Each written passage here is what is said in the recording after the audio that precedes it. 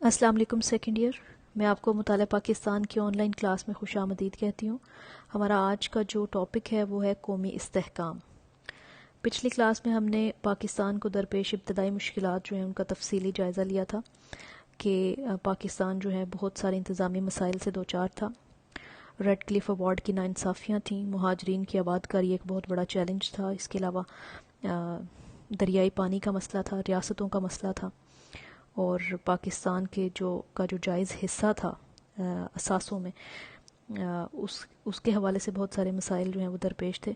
تو قیام پاکستان کے بعد پاکستان کا وجود جو ہے اس کا تحفظ اور پاکستان کے وجود کو قائم رکھنا ایک بہت بڑا چیلنج تھا. بہت سارے لوگ جو ہیں وہ کیمپوں میں پناہ گزین تھے. یہ تعداد جو ہے وہ لاکھوں میں تھی. ان پناہ گزینوں کو خوراک، لباس، رہائش وغیرہ کے مسائل درپیش تھے. اس کے علاوہ علاج معالجے کی سہولتیں جو تھیں وہ ناپید تھیں، اور صرف مہاجرین ہی نہیں بلکہ جو مقامی آبادی تھی وہ بھی بہت سارے معاشرتی اور معاشی مشکلات سے دوچار تھی، مسائل کا شکار تھی. تو یہ سارے حالات جو ہیں یہ خود پاکستان کے وجود کے لیے بہت خطرناک تھے. لیکن ایسے حالات میں بھی قائد اعظم محمد علی جناح جو ہیں، آپ کی فہم و فراست، آپ کا بلند حوصلہ اور بہترین قیادت جو ہے اس نے قوم کو راہ دکھائی، امید کی ایک جو ہے وہ راہ دکھائی، اس قوم کے اندر اعتماد پیدا کیا. اور عوام جو ہیں انہوں نے بھی بہت جرت سے، محنت اور استقامت سے کام لیتے ہوئے، اپنے مثبت کردار کا مظاہرہ کرتے ہوئے ملک کو جو ہے وہ اچھی بنیاد فراہم کی، اور سب کی مشترکہ کوششوں سے بالآخر پاکستان جو ہے اس کو اللہ کے فضل و کرم سے استحکام نصیب ہوا. آج کے سبق میں ہم پاکستان سے متعلق قائد اعظم محمد علی جناح کی جو سیاسی بصیرت ہے اس کا جائزہ لیں گے. قائد اعظم محمد علی جناح جو ہیں وہ آپ کو پتہ ہے کہ بہت دور اندیش اور معاملہ فہم لیڈر تھے، اور آپ نے جو ہے وہ قیام پاکستان کے بعد اور حصول آزادی کے بعد آپ کو 1 سال اور 1 ماہ کام کرنے کا اللہ تعالیٰ نے موقع دیا. لیکن اس مختصر عرصے میں بھی آپ نے جو ہے وہ قوم کو ترقی اور خوشحالی کی راہ پر ڈالا. پاکستان کی جو سالمیت اور استحکام ہے اس حوالے سے آپ نے بہت زیادہ مثبت اقدامات کیے، اور قوم کو مایوسیوں سے نکال کر جو ہے وہ اپنے قدموں پر کھڑا کرنے کے لیے جو بھی لایا عمل تھا وہ آپ نے ترتیب دیا. سب سے پہلا مسئلہ جس کی طرف قائد اعظم محمد علی جناح جو ہیں وہ سب کی توجہ مبذول کرانا چاہتے تھے، اور انہوں نے کرائی، وہ مہاجرین کی آباد کاری کا مسئلہ تھا. اس مقصد کے لیے قائد اعظم نے اپنا ہیڈ کوارٹر جو ہے وہ کراچی سے لاہور منتقل کیا، تاکہ وہ اپنے سامنے مہاجرین کی آباد کاری کے لیے جو پلاننگ کی گئی تھی، جو منصوبے تھے، ان پر عمل کرا سکیں. حکومت جو ہے اس نے اہل ثروت اور دولت مند لوگوں سے اپیل کی، اور قائد اعظم محمد علی جناح نے ایک ریلیف فنڈ قائم کیا مہاجرین کے حوالے سے، تاکہ لوگ جو ہیں وہ کھلے دل کے ساتھ اس میں چندہ دیں، اپنی اس ریلیف فنڈ میں جو ہے وہ رقوم جمع کرائیں. اور آپ کی آواز پہ، آپ کی اپیل پہ بہت سارے لوگوں نے جو ہے وہ دل کھول کے اس میں چندہ دیا، اور اس ریلیف فنڈ سے آپ نے مہاجرین کی آباد کاری کے لیے انہیں خوراک، ادویات، کپڑا، خیمے، کمبل وغیرہ جو بھی ان کی ضروریات تھیں وہ مہیا کی گئیں. اور آپ نے جو ہے وہ عوام کو کے اندر جذبہ پیدا کیا، ان کے اندر جو ہے وہ اعتماد پیدا کیا. مختلف جلسے جلوسوں کا انعقاد کیا آپ نے، اور مختلف تقاریر کے ذریعے جو ہے وہ ملت کے اندر اتحاد پیدا کرنے کی کوشش کی. آپ نے فرمایا کہ تاریخ میں ایسی کئی مثالیں موجود ہیں کہ نوجوان قوموں نے اپنے کردار کی پختگی اور پکے ارادے کی بدولت اپنے آپ کو مضبوط بنایا. ہماری تاریخ بہادری اور عظمت کی داستانوں سے بھری ہوئی ہے. ہمیں اپنے آپ میں مجاہدوں کی سی روح پیدا کرنی ہے. بھارت جو ہے اس نے لاکھوں افراد کو پاکستان میں دھکیل کر یہ سمجھا کہ پاکستان جو ہے وہ معاشی دباؤ اور بحران کا شکار ہو جائے گا، اور یہی معاشی دباؤ جو ہے وہ پاکستان کو لے ڈوبے گا. لیکن مسلم قوم جو ہے اس نے قائد اعظم محمد علی جناح کی قیادت میں اپنے اتحاد اور یکجہتی کو برقرار رکھتے ہوئے ان تمام مسائل پر جو ہے وہ قابو پا لیا. پاکستان سے جو لوگ بھارت چلے گئے تھے ان ہندوؤں اور سکھوں کی متروکہ املاک جو ہیں وہ مہاجرین کو لوٹ کی گئیں، اور ان کو مہاجرین جو ہیں انہیں جلد ہی ان کے گھروں میں بسایا گیا. پھر قائد اعظم محمد علی جناح جو ہیں آپ نے لاہور میں ایک اجتماع میں تقریر کرتے ہوئے آپ نے فرمایا کہ ہم پاکستانی عوام پر یہ فرض عائد ہوتا ہے کہ ہم ان مہاجرین کو بسانے کے لیے ہر ممکن امداد مہیا کریں جو پاکستان آ رہے ہیں. ان لوگوں کو یہ مسائل اس لیے درپیش ہیں کیونکہ وہ مسلم قوم کا حصہ ہیں، وہ مسلم قوم سے تعلق رکھتے ہیں۔ پھر اس کے علاوہ آپ نے جو سرکاری ملازمین تھے ان کو آپ نے نصیحت کی۔ آپ نے 11 اکتوبر 1947 کو سرکاری ملازمین سے خطاب کرتے ہوئے فرمایا کہ ہمارے لیے یہ ایک چیلنج ہے، اگر ہمیں ایک قوم کی حیثیت سے زندہ رہنا ہے تو ہمیں مضبوط ہاتھوں سے ان مشکلات کا مقابلہ کرنا ہوگا۔ ہمارے عوام غیر منظم اور پریشان ہیں، مشکلات نے انہیں الجھایا ہوا ہے، ہمیں انہیں مایوسی کے چکر سے نکالنا ہے اور ان کی حوصلہ افزائی کرنی ہے۔ اس وقت انتظامیہ پر بہت بڑی ذمہ داری عائد ہوتی ہے اور عوام ان کی جانب رہنمائی کے لیے دیکھ رہے ہیں۔ قائد اعظم جو تھے ان کا یہ پختہ یقین تھا کہ جو بیوروکریسی ہے، جو سرکاری ملازمین ہیں، ان کو اپنا رویہ تبدیل کرنے کی ضرورت ہے، کیونکہ اب وہ جو ہے وہ حاکم نہیں بلکہ قوم کے خدمت گار ہیں۔ انہیں اپنے رویوں میں مثبت تبدیلی لانے کی ضرورت ہے، انہیں اپنی سوچ میں تبدیلی لانے کی ضرورت ہے۔ آپ نے سرکاری افسروں کو بار بار تلقین کی کہ اب چونکہ وہ ایک آزاد قوم کے لیے کام کر رہے ہیں تو اپنے روزمرہ رویوں میں مثبت تبدیلی لائیں اور اپنے آپ کو نئے اور جدید تقاضوں سے ہم آہنگ کریں۔ اس کے علاوہ آپ نے 25 مارچ 1948 کو سرکاری ملازمین سے خطاب کرتے ہوئے فرمایا کہ اپنے جملہ فرائض قوم کے خادم بن کر ادا کیجیے۔ آپ کا تعلق کسی سیاسی جماعت سے نہیں ہونا چاہیے، اقتدار کسی بھی جماعت کو مل سکتا ہے۔ آپ ثابت قدمی، ایمان اور عدل کے ساتھ اپنے فرائض بجا لائیے۔ اگر میری نصیحت پر عمل کریں گے تو عوام کی نظروں میں آپ کے رتبے اور حیثیت میں اضافہ ہوگا۔ پھر قائد اعظم محمد علی جناح کی جو دور اندیشی ہے، آپ یہ چیز بھانپ گئے تھے کہ اگر پاکستانی عوام جو ہے وہ آنے والے وقتوں میں، آنے والے سالوں میں اگر صوبائیت پرستی، نسل پرستی یا ذات پات جیسے جو تعصبات ہیں اگر ان میں الجھ گئے تو اس سے قومی یکجہتی کو، اتحاد کو بہت نقصان پہنچے گا اور یہ ملت کے لیے، پاکستان کے مستقبل کے لیے بہت ہی نقصان دہ بات ہوگی۔ تو آپ نے پاکستانی قوم میں جو ہے وہ اتحاد اور یکجہتی کے فروغ کی بات کی، آپ نے اتحاد اور یکجہتی کے قیام پر زور دیا اور آپ نے نصیحت کی کہ کسی قسم کے جو ہے وہ علاقائی، نسلی یا لسانی بنیادوں پر سوچنے کی بجائے قومی سوچ کو اپنانے کی ضرورت ہے۔ آپ نے جو ہے وہ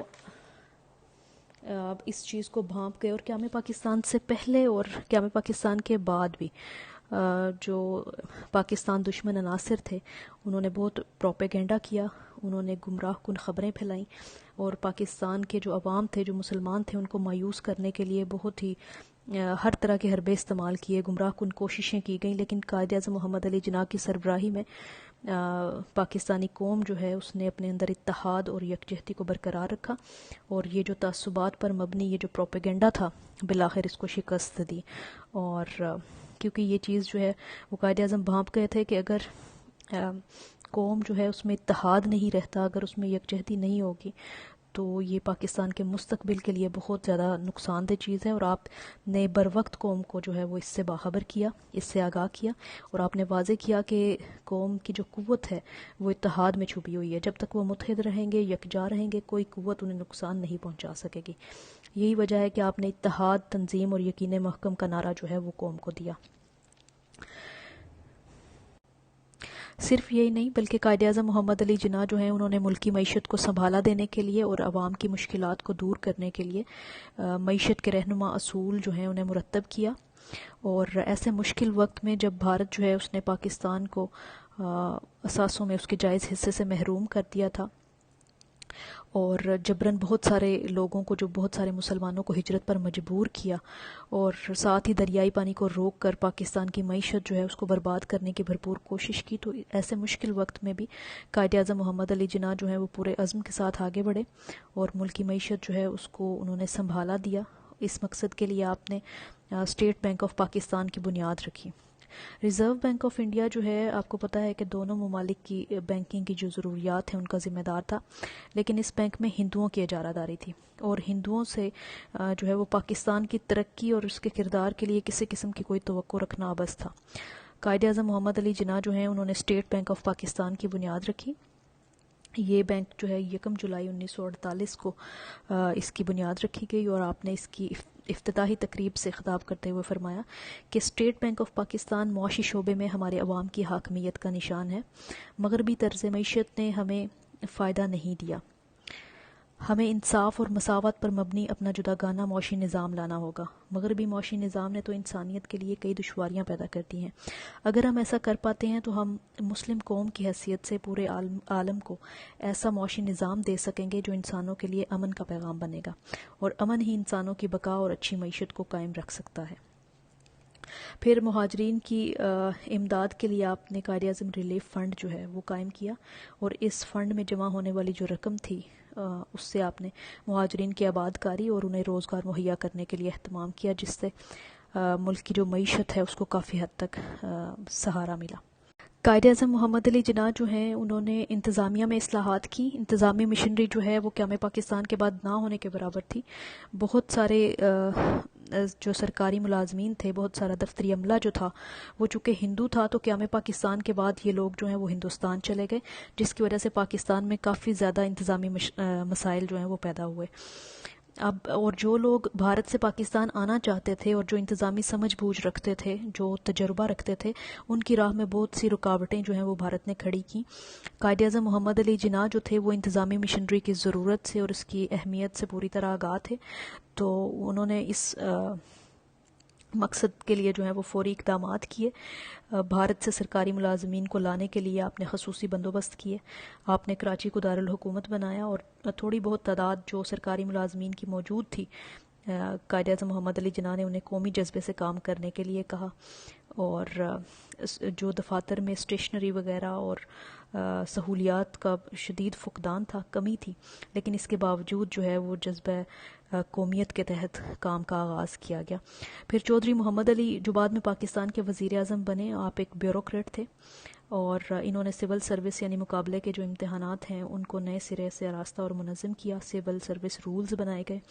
اس کے علاوہ نیوی، ایئر فورس اور بری فوج کے ہیڈ کوارٹرز بنائے گئے۔ فورن سروس، اکاؤنٹ سروس اور دیگر سروسز جو ہیں ان کا آغاز کیا گیا، اور اس طرح سے انتظامی مشنری جب ترتیب پا گئی تو مختلف منصوبوں پر تیزی سے کام جو ہے وہ شروع ہو گیا، اور ملک کے حالات جو ہیں وہ کافی حد تک معمول پر آ گئے۔ پھر خارجہ پالیسی کے رہنما اصول مرتب کیے قائد اعظم محمد علی جناح نے۔ آپ نے پاکستان کی خارجہ پالیسی جو ہے اس کو تشکیل کرتے ہوئے یہ واضح کیا کہ پاکستان اصولوں اور قومی مفادات کا دھیان رکھتے ہوئے مختلف ممالک کے ساتھ اپنے تعلقات جو ہے ان کا تعین کرے گا، اور تمام قوموں کے ساتھ برادرانہ تعلقات جو ہیں وہ قائم کیے جائیں گے۔ خارجہ پالیسی کے حدوحال جو ہیں ان کو واضح کرنے کے لیے قائد اعظم محمد علی جناح نے جو فوراً اقدامات کیے وہ یہ کہ سب سے پہلے آپ نے سفارت خانوں کا قیام کیا۔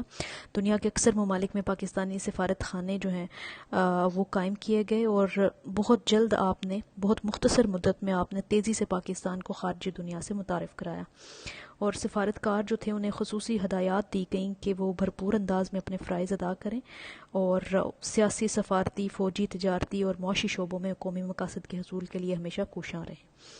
پھر پاکستان جو ہے اس نے 30 ستمبر 1947 کو اقوام متحدہ کا رکن بنا پاکستان، اور پاکستان جو ہے اس نے دنیا میں امن اور آتشی کے لیے اپنا مثبت کردار نبھانے کا جو ہے وہ تہیہ کیا، اور یہ طے کیا کہ عالمی برادری میں اپنا کردار بھرپور انداز میں پاکستان نبھائے گا۔ تو جو مسلم ریاستیں تھیں ان کے ساتھ خصوصی تعلقات جو ہیں وہ استوار کرنے کا فیصلہ کیا گیا۔ یوں تو پاکستان کی خارجہ پالیسی جو ہے اس کا بنیادی اصول یہ تھا کہ تمام ممالک کے ساتھ پاکستان اچھے تعلقات قائم کرے گا، لیکن جو مسلمان ممالک تھے ان کے ساتھ خصوصی برادرانہ تعلقات قائم کیے جائیں گے، اور پاکستان جب قائم ہوا تو یہ مسلم دنیا میں آبادی کے لحاظ سے سب سے بڑا اسلامی ملک تھا، تو اس لیے اس عزم کا جو ہے وہ بھرپور اعادہ کیا گیا، اور پاکستان نے اسلامی دنیا سے اپنی وابستگی کا کھل کر اظہار کیا۔ جہاں تک بھارت سے تعلقات کا تعلق ہے تو آپ کو پتہ ہے کہ بھارت نے پاکستان کے قیام کی راہ میں بہت سے روڑے اٹکائے، اور ہندوؤں کی تمام تر منفی کوششوں کے باوجود جب پاکستان کا قیام ممکن ہو گیا تو پھر بھارت نے اس کو زیر کرنے کے لیے کوئی کوشش جو ہے وہ نہیں چھوڑی۔ ابتدا سے ہی پاکستان کو کمزور کرنے کی اور اس کو ناکام بنانے کے لیے جو ہیں وہ ہر طرح کے اقدامات کیے۔ بھارت نے پاکستان کے لیے پانی کا مسئلہ کھڑا کیا، مہاجرین کی آمد جو ہے، بھارت جو ہے اس نے دریائی پانی کو روک کر پاکستان کے لیے پانی کا مسئلہ کھڑا کیا۔ پھر مسلمانوں کی ایک بہت بڑی تعداد جو ہے اس کو ہجرت پر مجبور کیا گیا، جبراً ہجرت پر مجبور کیا گیا۔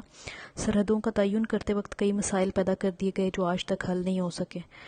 پاکستان کے حصے میں آنے والے جو جائز اثاثہ جات تھے، بھارت ان کی ادائیگی سے مسلسل گریزاں رہا۔ ریاست جونا گڑھ، منوادر، حیدرآباد، دکن اور جموں اور کشمیر کی جو ریاستیں تھیں، ان پر بھارت نے فوج کے ذریعے جو ہے وہ غاصبانہ قبضہ کر لیا۔ تو ایسے حالات میں پاکستان کو اپنے وجود کو برقرار رکھنے کے لیے جو ہے وہ بہت تگ و دو کرنا پڑی۔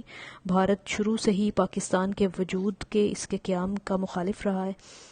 تو ایسے میں پاکستان کی جو خارجہ پالیسی ہے، اس کا بنیادی نقطہ بھارتی عزائم کو ناکام بنانا اور اس کے مذموم مقاصد کو خاک میں ملانا ہے۔